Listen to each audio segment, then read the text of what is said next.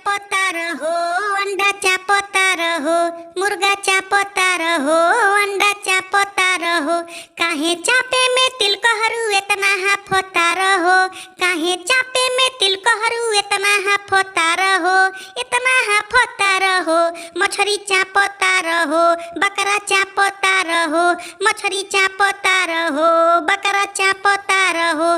काहे चापे में तिल कहरू इतना हाफता रहो, अंडा चापता रहो, मुर्गा चापता रहो। तिलक में तय रहे 1,00,000 रुपया, बुलेट गाड़ी या भैंस के पाड़ी। तिलक में तय रहे 1,00,000 रुपया, बुलेट गाड़ी या भैंस के पाड़ी।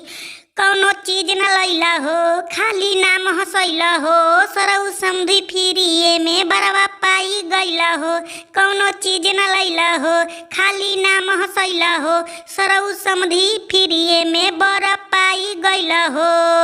गाड़ी गरिया वाला पे का पता रहो, गाड़ी गरिया वाला पे का पता रहो, अरे का पता रहो।